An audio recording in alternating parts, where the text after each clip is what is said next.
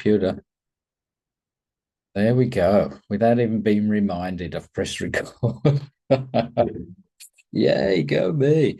We got a couple of others joining us. So here's one. Mary, yep. I do have a couple of questions waiting for me from viewers at home. So we can get to those in a bit too. All right, we're going to get going. This is our last one of the discussion group. I'm just away for a while, for a couple of weeks from next week. Anybody finding any strange experiences yet, or experiences they're having? Mirabai, yep. Wicked, wicked, weird dreams. Like, I don't even think they're dreams. I think they're past lives that Oh, I'm experiencing. really? Okay. All right. Anything in particular happening? Just like right now, I can remember every detail, the feelings that went along with it, Mm, sensory, everything. mm. It was very, I haven't had a dream like that. All right. Okay. The interestingly, I don't know whether Karen, I don't know whether I have told you. I think I've told you. 2008, 9, 10 or something. I ended up for some reason learning, I don't really know why I did, learning hypnotherapy past life regression, right? Dolores Cannon, and I did many sessions over that time, and currently I probably only do half a dozen a year, and there was one this week, well, a few days ago. Anyway, what we do in that session is, okay, let's go back to past life. Remember when you were whatever. Most people are fairly ordinary lives, not everybody goes back and they were Elvis, okay, or something, people may want to be, but it's more likely they were a farm worker, a maid, a nurse, a office worker, something quite regular, right? Anyway, during the process of the regression, in theory, there are many different lives could be brought forward. You might have, let's say, the time you was a nurse, the time you was a doctor, the time you was a soldier, time you were whatever, politician or something, assuming they're all different lives. And in that process, you talk to the subconscious that's expressing through the client and say to you, well, you could have shown a million lives. Well, you could have many lives. Why did you show that life in particular? Yeah. What was relevant about showing this person they were a nurse in 1940 something, World War II or whatever? And the answer comes not based on what is viewed, but based on the experience that needed to be learned. Let's say needed to learn compassion, for example, And in needing to learn compassion, why do you need to show that now? Why are we looking at that now? What's the relevance? You see, in essence, kind of asking, well, what's the intelligence here? What's the intelligence? Why that light? So I'm going to reflect that back to you. Why are you witnessing this past life now? What is the lesson in that past life that you learned, needed to learn, needed to see? And why is that relevant today? Let's say, give you an example. I'm making this up. You need to know compassion today, but you learned it back then, or you learned the opposite back then, or something. So a way for you to discover that could be, if you remember this past lifetime as a nurse or something, go to your subconscious and ask it, why are you showing me that today? Does that make sense to you? Now, you don't want to think this answer because you'll think, well, I need to be more compassionate, whatever. You need to let the subconscious reveal it to you and say, it's because, etc. I mean, it was like so loving. Like it was somebody else, but it felt like it was Eric. Like it was still his soul. Mm. And it was just that love was just so there, but he looked different. Mm. Well, that's part of the discussion. I got the notes from this lady just sitting here on my printer. When you have the prelim to the hypnotherapy, you always say, give me a list of names. So I have a list of names this lady has given me here. Um, husband names, sons names, daughters, friends, strange friendships. She kind of are bigger than what you think.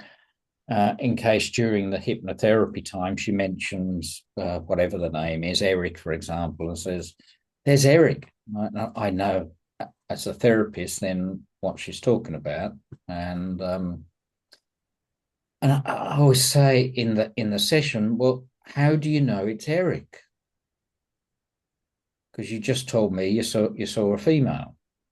How do you know it's Eric? And they always say, I just know. Yeah. It's not physically, it's not that person, Right. but I just know it's Eric. Well, how do you know that? I'm asking this in the session. How do you actually know that?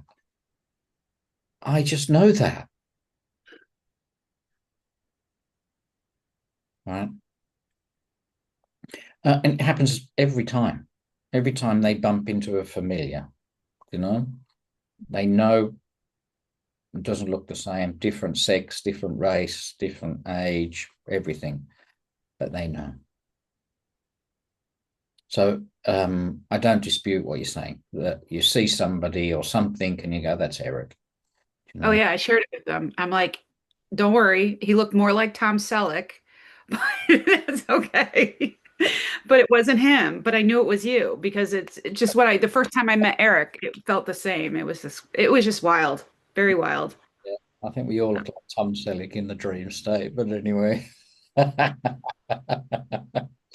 um, anyway,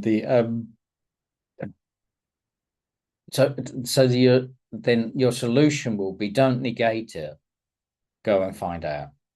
But really, you got to have the intelligence, otherwise it's kind of just, yeah, just lovely, that's a nice experience, and that may be good enough, but if you ask, you can receive an answer. And I suppose we have practiced this to a degree with Iggy saying the answer's there, go and ask it. Do you know what I mean? Um, if you ignore it, the part where Iggy said, I've left you an answer, if you just ignore, I've left you, well, the answer's waiting for you in subconscious. Does that make sense? Yes, thank you. I had an email from a guy that I'm working with to help develop psychic ability, and it's a really interesting few sessions. I think we're on session 7 or 8, right? Forgive me if I've told you this before. Anyway, we've been talking about developing the process, um, and he sent me a message which I responded to about 15 minutes ago, saying he can get into the state of feeling like he's in the flow. This guy's been meditating for quite a few years, so it sounds like he's advanced quickly, but the meditation is getting him there. He can get into the flow of connection, and he finds that he can get manifestation but can't get prediction. All right. And he says, I said, what are you asking for? And the response was, I want to know what's going to happen next week for any celebrities. That's his practice, see if he can predict, And part of the thing is, well, maybe nothing is happening for a celebrity, they're all still alive this week, you know what I mean? I'm sure some have dropped off, but the bigger name ones presumably are still alive. So what he's now practicing, because he can get the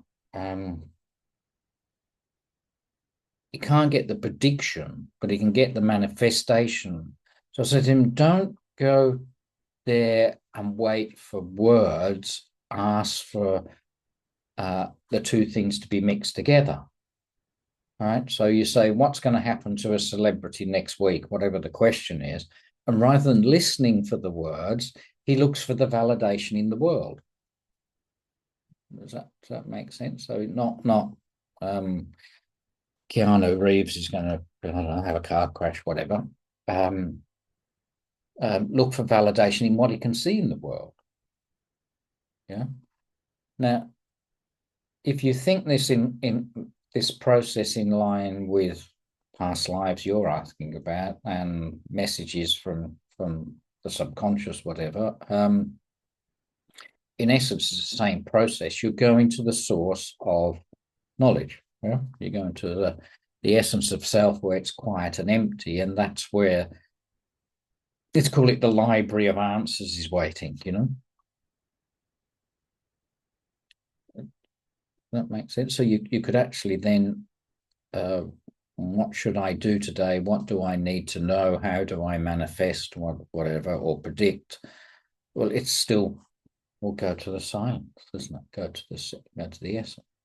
And he knows he's there because he gets the, he said, I know because it's two distinct feelings, you know.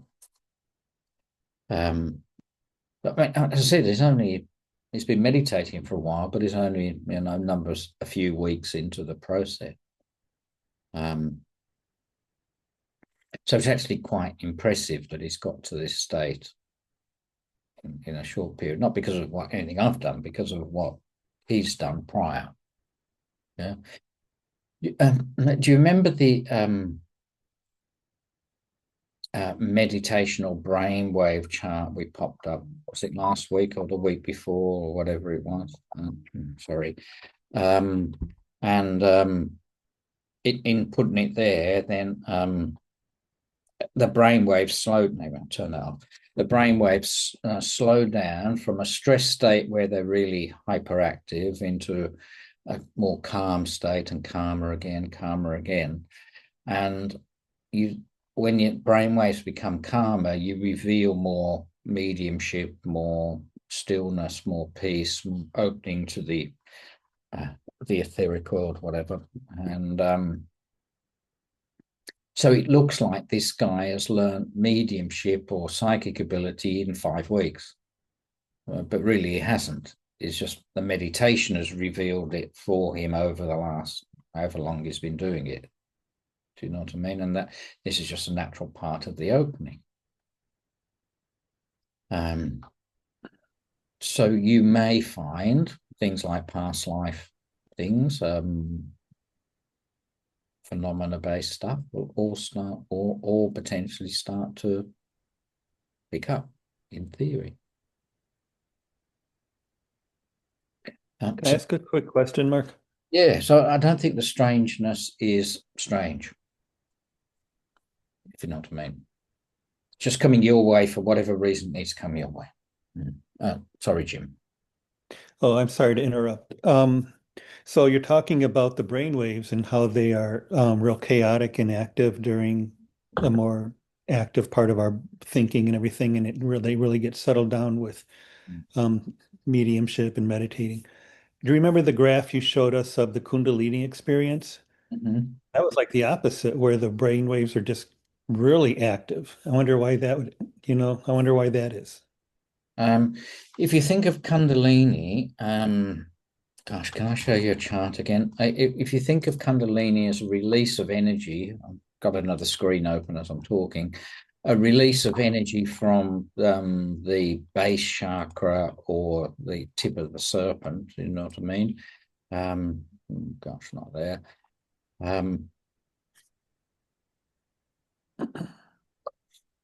Can't find it, get distracted.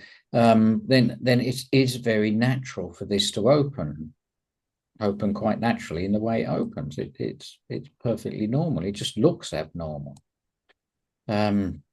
Look, it's not there. I won't go there. if you remember the chart of chakras, you have the traditional chart of you see the person sitting cross-legged. I've got a big chart here, and the Sushumna line and Pingala and Ida snakes coming up, yeah, going around the Sushumna line, meeting at the third eye.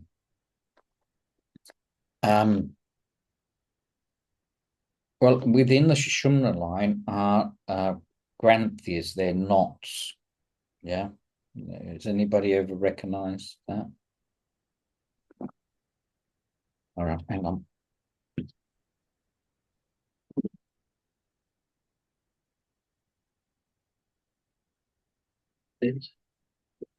Remember that? All right, so we've got the base shark. I'm going to do down here, of course. So we have the Sushumna line, which is this line right up here. Pingala and Ida, the two snakes. Yeah. So you know they're snakes meeting here, Kundalini, etc. Can you see those black dots? There's one there, one here, and one here. All right. They're knots, so they're called granthis. Okay, put this down. But those granthis are protective layers to stop the energy surging. Yeah. So the energy would rise up and surge through you whenever it felt like it, you know, and so they're there for your protection, but also they're there for your release, so you can open them and allow the energy to rise. The the lower granthi nearer the base chakra is about your relationship to the physical world. Yeah. Next one's relationship to your sense of self, and the third one, the higher one, which is up here, is how you are dealing with your ego. So we all, because we've all done enough experience, should be able to rise the energy up to our heart chakra quite well. But opening this chakra becomes a little harder. So what happens is all of these three open up, the energy surges right up, the excessive energy goes through to the third eye, to the brain. That's where the two, Pingala and Ida, meet. Running through the brain goes mad, you know. If you remember the chart that's on the chat group that I showed, that only showed 3 different brain waves, but the visual of the Kundalini EEG or ECG, whichever one it is, I don't know, showed about 10 or 12 different measurements, didn't it? Do you know, different layers of different charts, and all of them were going, well, hey, and so the energy surging up goes into here. Yeah. Yeah, it's interesting. It is interesting. The whole chakra system I find fascinating. The sounds very fluffy on the surface, and maybe it is, but if you want to really go into it, it becomes captivating. And I guess it's the same with all the different modalities. They can be interesting on the surface, but full of meaning and richness and connection when you go deeper into them. Oh yeah. So back to mirror bites. Does that answer your question enough for your what to do about it and what you're getting? Yeah. And you had asked me when I had that in meditation, because I get it every now and then, the vibrating. It's almost like it's slightly up and behind me where it starts from. Yeah. But it does feel like it's this vibration all the way down my spine. Yeah. But you made me be aware of it, so when it happened again, I'm like, it kind of feels like it's right here, Yeah. starting from. I don't know if that makes sense. Yeah. When Kundalini happens, the energy is running up the spine. All your nervous system is activated, isn't it? You know, you can imagine the energy is running up. The nerves are going on overload. You know, so it gives you the sensation that your body is buzzing. Yeah, and you're buzzing, and everything's alive.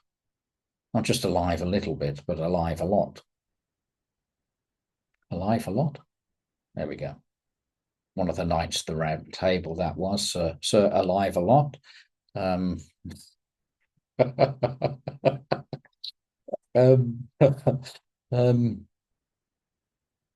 anyway, right. Anybody else got a question? Because I'm going to come to one or two that I've got. Anybody else want to ask anything?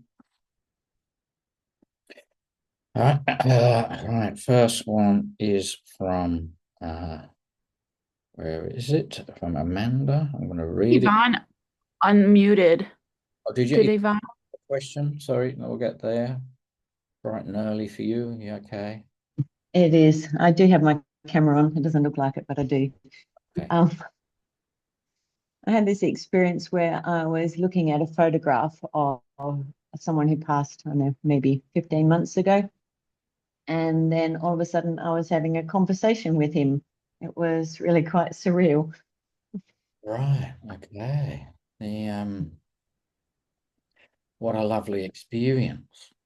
You know, what a lovely experience.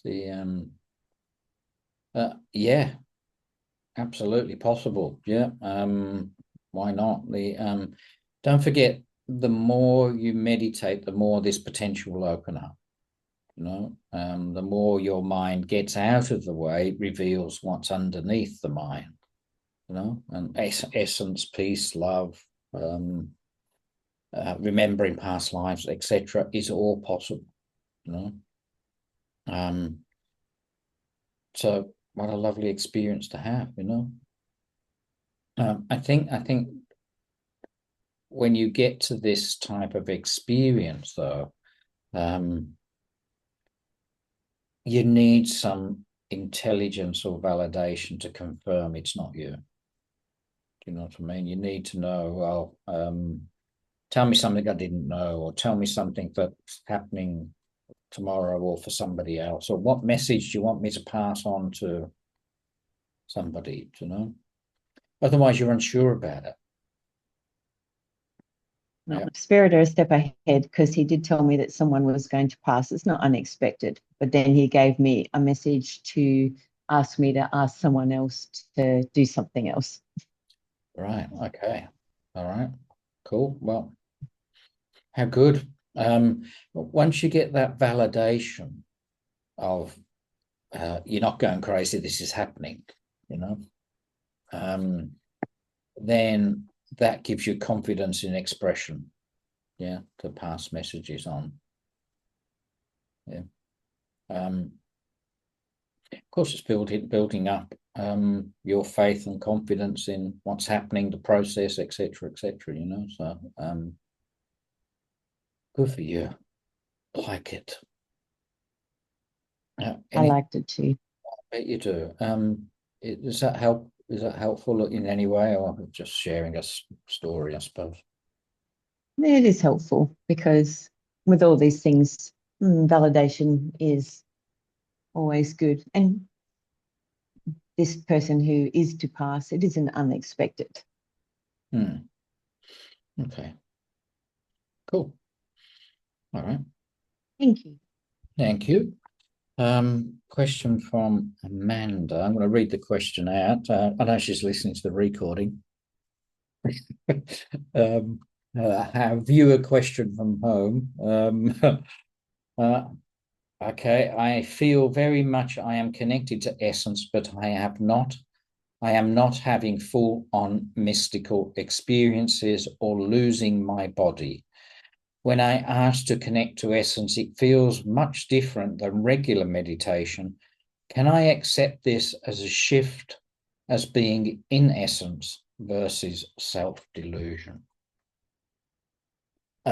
So I understand the question to be, how do you know you're there and you're in the right place? Well, the feeling of difference is different. You do feel different when you're connected to the right place. And there is a flow with it.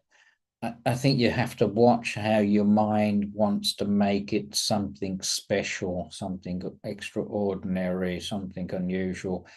And really, it's kind of not anything unusual, you know, it's not anything, but you know, we spend our lives trying to get there, and we get there, and so what? You know, only if it comes with this rich, say, bliss experience or something really unusual that we think we're there, but you're actually there all the time. You know. So if you look that you are there all the time, and in Amanda's case, that I'm not sure whether I'm there, it's really the catch up between her essence and her physical self that's kind of happening, isn't it? She's already in essence. She can't not be in essence, you know. The physical self doesn't always know it. And the physical self wants to translate this experience into the mind-based concepts, locations, places, pictures, forms, everything else, and you can't do that because it's not it, and there's no memory, the essence, the subconscious or the conscious mind can draw against to say this is it. I mean, it can't compare it to anything, but it tries to put it into a box. So if it doesn't conform to a box or conform to a description or somebody else's experience, you think you're not there. But you can't not be there. You can only be there. So really, perhaps this process is the essence of all the work and the teaching, is that we're actually looking at the journey from the wrong direction. Yeah. We're looking at the journey as being the physical self called Mark is trying to get to essence. Yeah. But that's not the journey. The journey is essence is trying to express itself through Mark. If you think about this, it makes so much more sense, because you are the spiritual person having the human experience. You're not the human trying to have the spiritual experience. You're already pure, complete. You're just living incomplete. You are the truth. You're living illusion. So by starting in essence, the physical world doesn't catch up very well in terms of description, but that's okay. Yeah. There's a lady I took through the Essence Openness meditation yesterday, and she's also a 15-year meditator. And again, I may have mentioned this person. She can hold her focus on her breath for 30 minutes. Remember, I may have mentioned this last week. She counts 1 to 10, 1 to 10, 1 to 10, 1 to 10 for 30 minutes. She says, I don't lose it. So I thought, okay, let's be interesting when she comes back for this openness meditation. Can she stay there, you know? And after the process, she's I don't want to open my eyes. I'm here, you know, I'm kind of there, but, you know, whatever, just leave me alone. Do you know what I mean? This hopefully answers Amanda's question, but a long way of getting there again, is she described that I said to her, where did you feel this inside you? And she said, above my heart, but behind my heart on the other side of my chest. Yeah. Little higher, little right compared to a physical heart, which is a little lower, little left. And but that's where anybody describes it. Where's your essence? It's frequently the point is here. It doesn't mean it stays there. It means it expands from there, but it's felt here, which is the place called the seat of the soul, which was, if you remember maybe you don't, I did a talk on lower and the higher heart chakra. And the higher heart chakra, Hirit, is described, Hirit, I think it's a Sanskrit name, is described as the place where all the deities sit.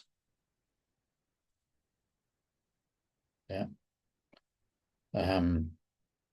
I think about that. All the deities sit in this chakra system. We go there, we see it as being there, we feel it there, we get all the mystical experiences from this place.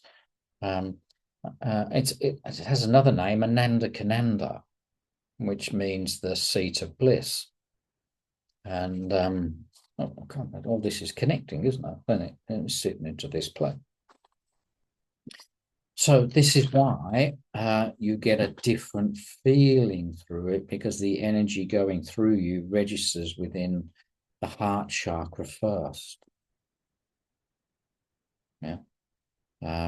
Registers heart chakra first. So you feel healing energy in your heart first.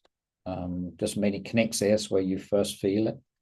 It's where the human catches up with the energy, and then it goes up or down depending the throat or third eye, depending on how it's being used.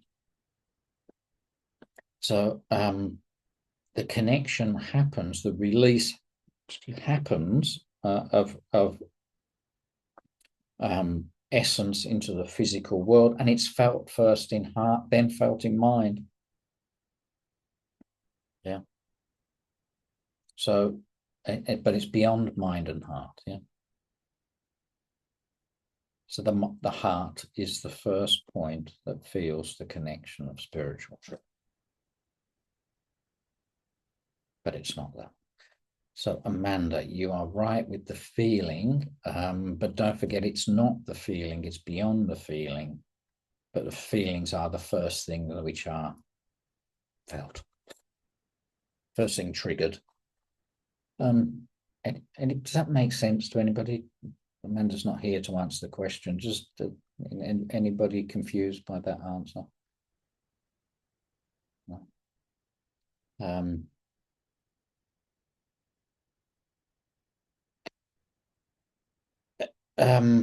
Who was it? Somebody told me, I can't remember who it was, of a description or talk that I think it was Charlie did about the connection of spirit to self.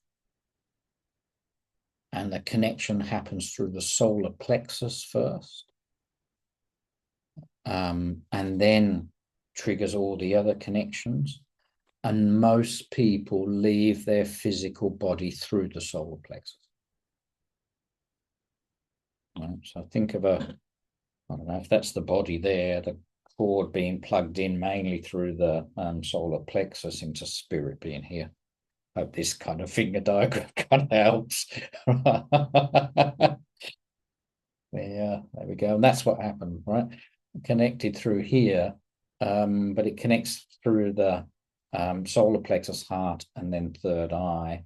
He said, but the more work you do on your self-realization and understanding, you leave through a higher chakra. And if you are sufficiently connected, you will leave through your crown chakra. As in the break between you and your spiritual connection.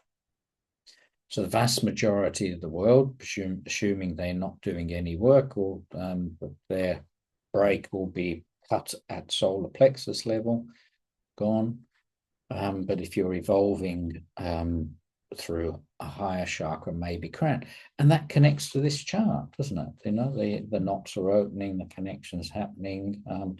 The upper chakras are all about spiritual work. The lower chakras are all about physical work. Heart being the center point between the physical chakras and the spiritual chakras. The first spiritual chakra is the heart. Right, okay. It does seem to fit a little bit, Anyway, so again, Amanda, then back to your question. I think what you need to look at it from is your essence first. The physical body is catching up. The physical body will have thoughts, considerations, feelings, trying to judge the whole experience, see through it, stay with the essence or the spiritual self.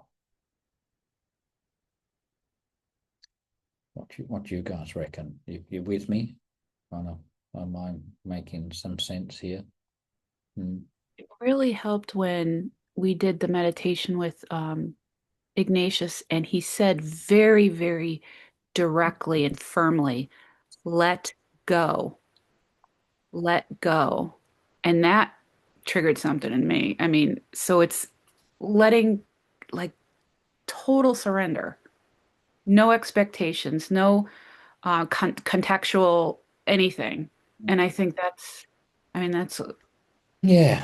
What you're surrendering is your habit of being human.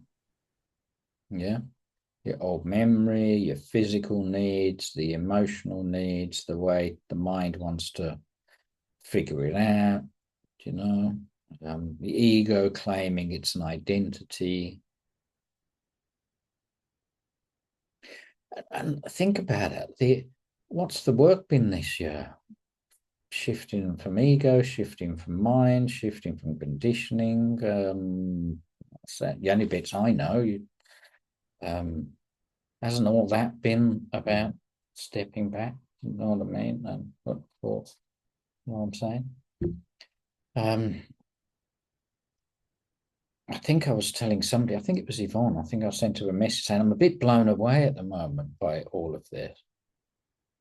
And the words were, well, we get that every week. And I'm blown away from it because I got all of it connected together. It's like I saw the intelligence behind, and don't forget, I only get bullet points, you know what I mean, of stuff. And see back. So if you look at the Spirit Taught logo, I designed it 8, 9, 10 years ago. It's a line drawing of a person meditating with like a star coming out of the head, you know. And the tag phrase is brightening minds and opening hearts. And what?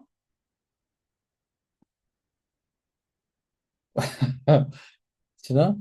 And I've got this little bit of writing going on, another bit of writing. All of a sudden, writing's going, you know.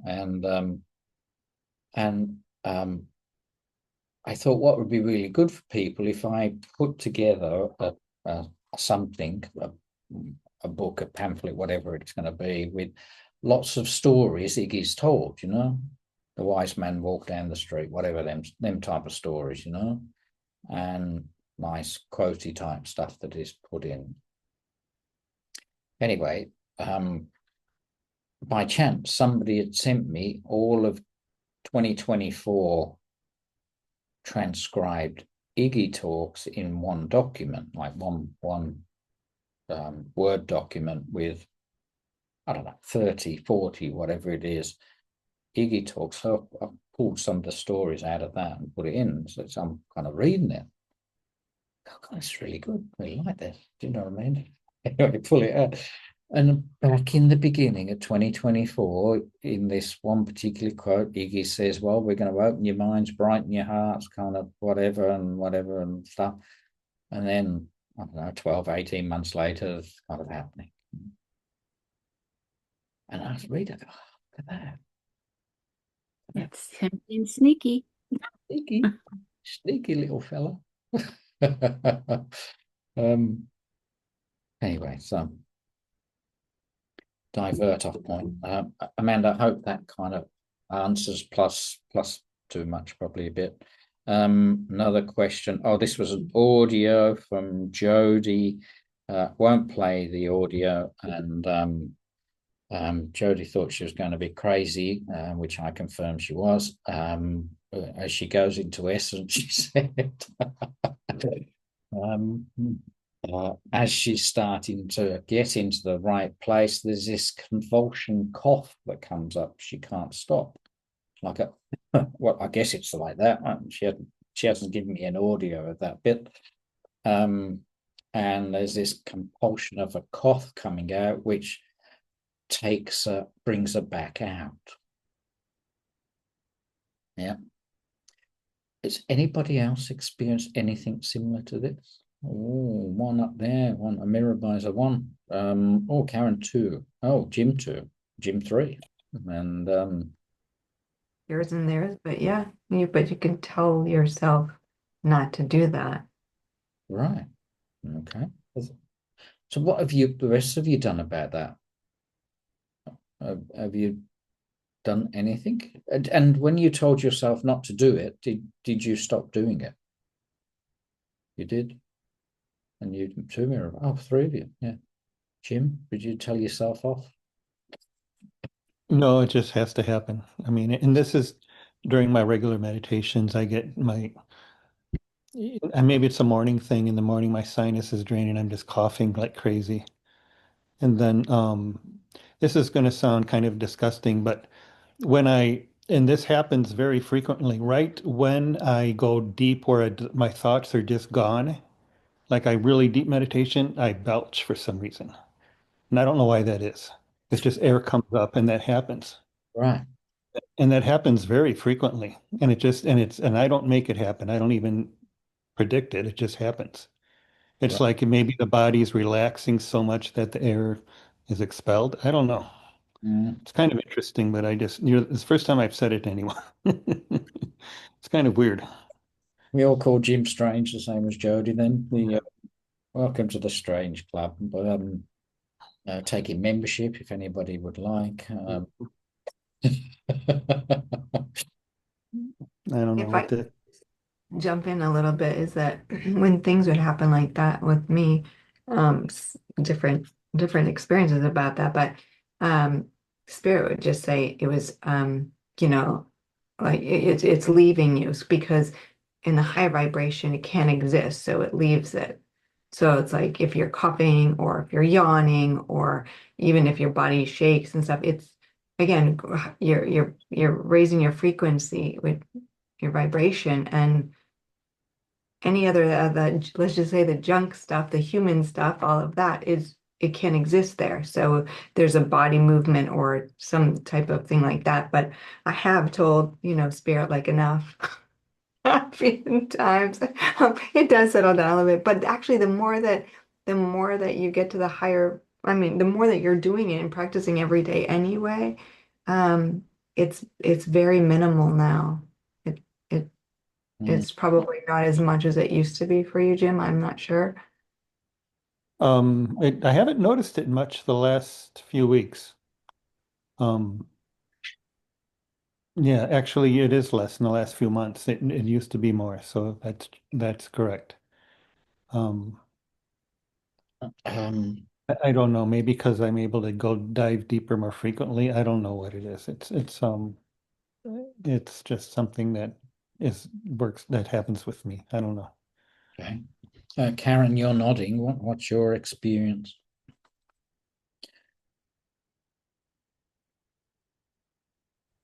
Yeah, similar to what Jim was saying, like just in the past, sitting and starting to relax, and going into meditation, some coughing, but it would stop. It wasn't like prolonged, frustrating thing. It was just something that would occur. But as we've been mentioning, I can't remember it's happened recently at all, but definitely just, yes, recurrence. It would just settle down. Yeah. What did you, if you're in meditation or just about to start and the cough happened, what did you do about that? Did you anything? Did you just For me, it just stopped eventually. It didn't go on incessantly. I'm not sure what Jody's experience is, but it did just settle down. It was just something that needed to happen, I guess. Yeah. Mm, I don't know. I never gave much thought to it, to tell you the truth, Mark. mm, okay. Sounds like it's Yeah. more common than we think, hey? And Mirabai, you were nodding too. What's happened to you? Yeah, I've had that happen. One that I recall, but yeah, and then I would be totally, and then I would just cough, but I would go right back down. Yeah, But it would came out of nowhere. yeah. I guess what I'm hearing in your words are that the cough seems fairly common, to various degrees. You can tell spirit to get over it, get past it. But it appears then it depends how much you want to then focus on it and hold it. Do you know what I mean? Because you're all saying it happens and I go past it. I think you're saying. So maybe then the advice for Jody is, it happens. Don't worry about it. But don't let it stop you. Do you know what I mean? Cough, carry on. Anybody else? Mark, are you aware that that's what happens with you when you go? Well, I cough. Yeah. Oh, right at the beginning in the blending, right at the blending end, something like that. I do know that bit, but does it happen during talk? Yeah, he'll do it like he'll say, "Can I have the healing list?" Like in spirit talk, and sometimes he'll cough. It's like, and I always go, "Was he okay? Is he okay? Can Is he okay?" No, I don't know. But I do know about the beginning because I feel like that's still me because I'm kind of still there, but I don't know beyond that. No, not often. I don't really remember much. You do Mirabai, like with the healing list. I guess maybe I'm sort of zoned out listening too, so I'm not even aware of it if it's in the middle. But I'm like, because I'm taking notes and I'm hanging on every word he says. I notice every little thing, but that's my OCD too. So So no, I didn't. Maybe that's the advice then. It happens. Don't let it stop you. Get over it, kind of thing. Move on and move beyond it. The sometimes these type of things can actually be the mind or the body or the ego wanting to not let go. I want to hold on. It worked before. I'm going to do it again. I'm going to disturb her again and give her another nudge. And each time you then, let us say, you stop meditating because of the cough, you reinforce it. Yeah. But if you go, yeah, cough a bit, carry on, then you minimize it. Because in Zen meditation, they say you sit regardless of how your pain in your body is. You got bad pain, you know what I mean? Your knees are creaky, back sore, whatever. I don't care. You meditate, you're sitting regardless. You're sitting for the point of sitting. Because then you are separating from the needs of the physical body. Do you know what I mean? Well, okay, you got sore knees today, so what? When I did the Vipassana meditation in the Buddhist temple, it was 16 hours meditation a day, and the first thing you had a choice of was if you are seriously got bad knees or backs or whatever, you can sit on a chair, but they prefer you not to. And they gave you a little stool, and if you looked at it sideways, a stool was like this, and then there was a top to it, so you could sit with your bum on there and your legs underneath the stool, supported a bit more weight, so the weight wasn't on your ankles and calves. They worked really well. But the idea being is you honor the position. Sitting for the sake of sitting, yeah. And interestingly, that was Mahayana Buddhism, and Mahayana Buddhism is Zen is a part of Mahayana. Same thing you just said. When you get to the temple, they say, do you want a mattress? Pardon? You mean there's a possibility I'm not got a mattress? They'll say, well, you only get a mattress if you've got body problems. If you haven't got body problems, no mattress. It's a wooden bench in the shape of bed. And but again, the idea is you actually do not need it, a mattress. We've trained ourselves to need it, you know, but you don't. And you don't need a bed at all, you know. And this meditation temple we were starting, it was up at 4, starting at 5. Talk would finish about 9 or 10 at night. And there was, to get everybody up in the morning, there was a huge bell which would have been 3 or 4 feet tall. I'm using feet for American description, about a meter in real language, and thick metal, you know. And somebody got the job every morning of ringing the bell, and it wasn't very melodic. It was a dum, you know. But this bell would sound all around the temple. It was that big and loud, but it was right outside my room where I was staying, you know. Of course, it didn't matter. You're going to get up anyway, do you know what I mean? And so be it. But part of the idea is you take away, again, we're taking away the physical world with these activities, you know, the need for a bed, the need for sitting in a certain way, but they also took away food. Strictly, it was 1 meal a day, but because we were Westerners, they said, well, you can have fruit at 4 o'clock. Thanks. Any wine?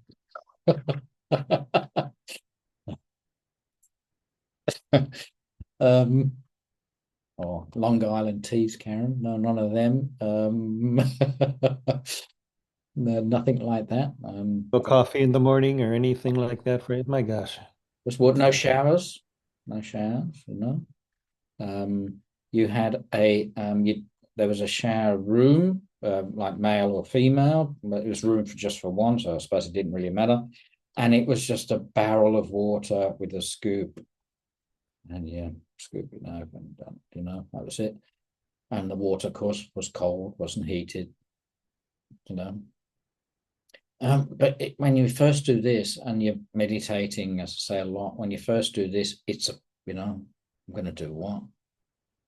This is supposed to be enjoyable, you know. But you come out of it saying, well, actually, I can live without that stuff. I don't need it, you know. And it's our individual desire for comfort, you know. And we train ourselves for comfort, and we train ourselves. The more comfort we have, or the more convenience we have, the more evolved we are, you know. So we all want, you know, extra thick beds or dishwashers or microwaves, etc. But do you actually need that stuff? You know, you might argue, well, I do, but the truth is you don't. You know? So this is why you see, I did a bit of study on what was the difference between a yogi, a sannyasin, mahut, mahut, and sort of like, etc. What's the difference with all these people? They're all different names, you know, and they all got slightly different ways of believing. Like a sannyasin is a renunciant, and you renunciate, you give up family. So you say goodbye at the gate to your family, and that's the last bit. No more. And you wander. Anyway, and some of them will give up all sorts of stuff. Clothes. They may walk naked all the time. Don't need clothes. If you think about it, well, it is actually true. You don't need them, but you need a certain amount of warmth or comfort. Yeah, if you see my body, I clearly do need them to shield you from it. And some will walk around with a skull, a human skull, to remind them that this is what's coming for them. And they go to the burning ghats, get the ashes, cover themselves in ashes to remind them that they are not a human. So the point I'm saying is you are giving up and surrendering. Think of what we're doing in the essence meditation. Well, we're kind of doing a Western simplified, more comfortable version of the same thing, aren't we?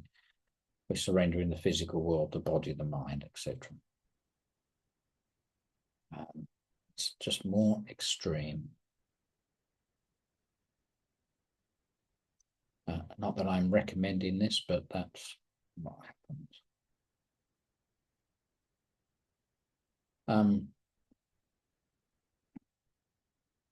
All right, questions. Anybody got anything else they want to share or describe?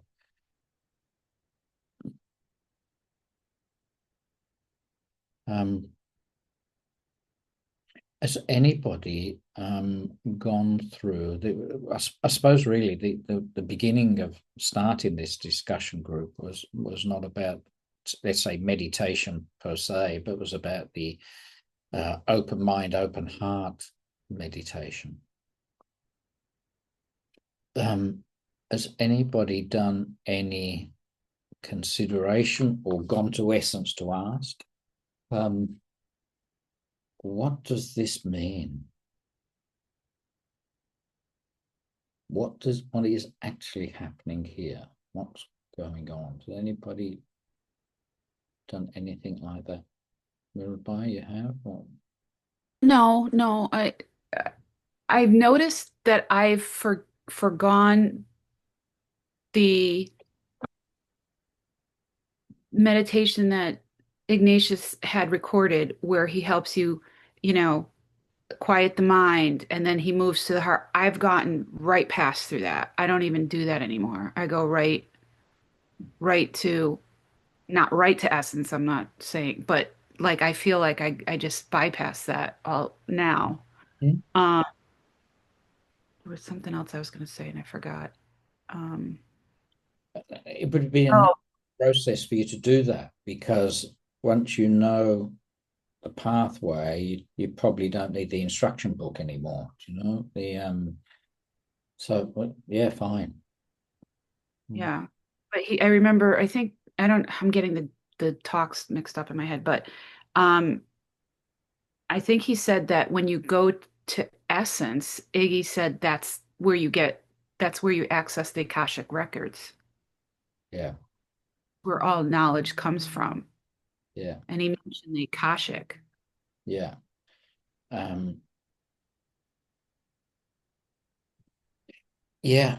I asked this question once myself, or something similar, and I said, and I might have got this words wrong. I said something like,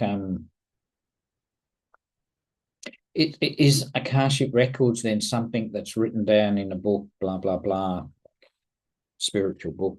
Is it written down in there? Is that the way it works? And I said, we don't use memory. In truth, there's no need for memory, because everything is just known when you want it to be known. Do you know? If you want to know, I don't know, what happened on a certain date, you just open to the date and it's there for you.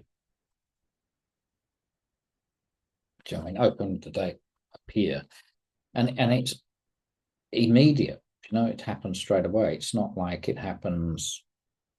I'll send you an email, you get it tomorrow. Do you know? Yeah.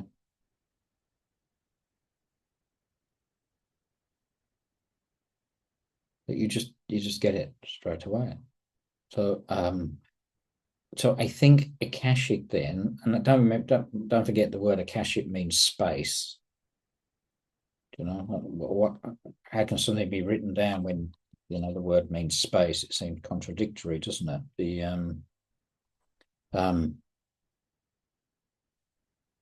So it's not a physical writing; it's just an understanding.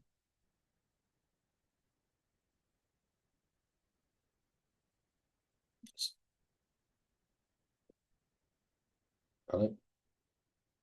I think of it like coordinates, basically. Of what? So like what? Like coordinates, you know? It's like when you're looking at a lifetime or a future event or something, there's a coordinate, and that coordinate is the information. Yeah.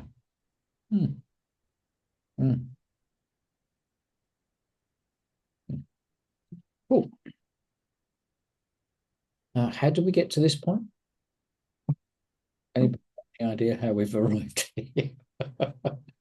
Hang on, let me ask Excellence, how did we get here?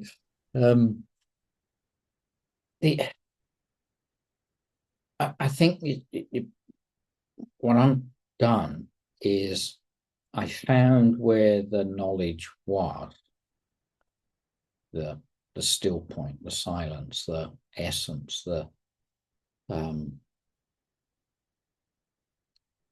and I've made it practical. Do you know what I mean? I've made it practical time. Tell me, show me, reveal, do you know?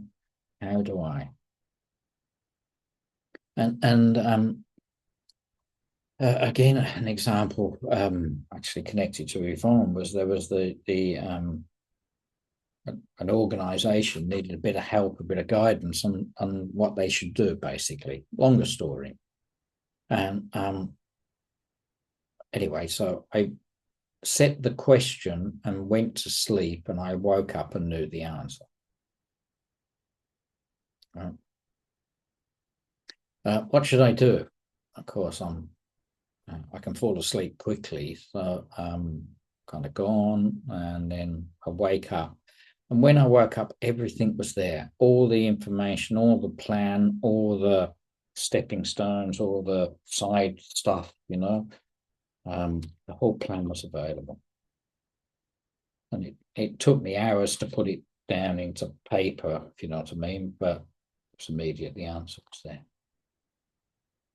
So I know it happened overnight in terms of I went to sleep with it. But the process is still the same, isn't it? And if you think about it, let it go of the physical world, let go of the body, mind, and knowledge come. And I guess that's similar to the exercise Iggy says.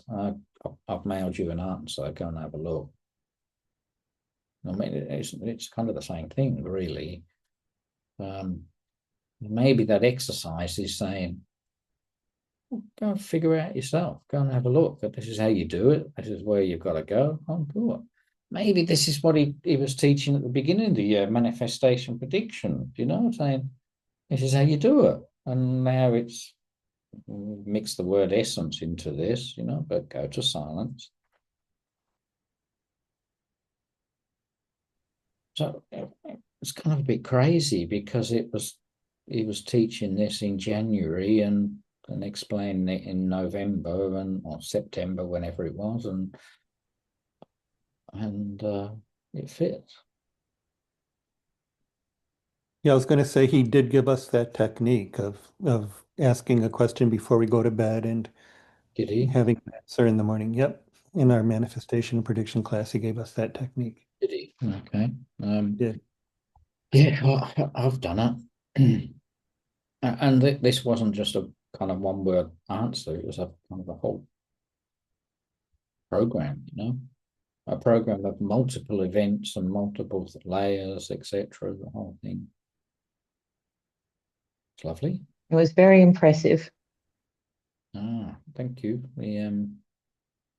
Anyway, so why don't you do the same thing?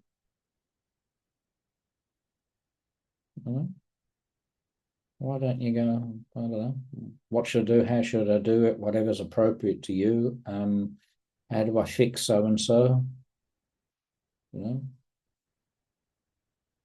And kind of maybe then that also connects to Yvonne saying she had a conversation with a friend, a deceased friend. The same thing, I guess, isn't it? Why don't we just go to that silence? And in that case, a deceased friend had a conversation. Mine was a download, others are messages, others are just, you know, a couple of words, and this guy doing prediction stuff. You know, the way you're talking about this, I'm having aha moments. A lot of the poetry that I get, I think I'm in that sweet spot, so to speak. Yeah. Yeah. And it just dawned on me. Because to me, it's just natural, like not natural. I don't know the right word, but it just happens. Yeah. I think about it now, looking back, my brain was like shut off, and it just like that. Like, Mm. Yeah. If you huh. do poetry from the mind, well, it's going to be just clunky, you know what I mean? But if you do it from the heart, it might have a bit of warmth to it. If you go a little bit deeper, it will be imbued with love, wouldn't it? I mean, you're kind of doing this every day, really. Do you know what I mean? You're just not doing it in a formal sense or a focus sense. Can you do it? Well, it's not can you do it? Why don't you do it? Do you know? That's, I guess, is the truth, isn't it? Why don't you do it? All right. Anybody else? Anything else? Nope. Okay. I hope this has been useful. We haven't really got to the point of let's explore this. 4 weeks times a couple of hours when we got started yet. If you want to, we'll see if we can fit it in some other time again. If you want to do it again, and needs to be the last one this time though. So I hope it's good. Enjoyed the journey, descriptions, and if you need me, you know where I am. All right, send me a message. We'll catch up. All right, guys, take care. All right, see you. Bye bye. Thank you, Mark. Bye. Bye.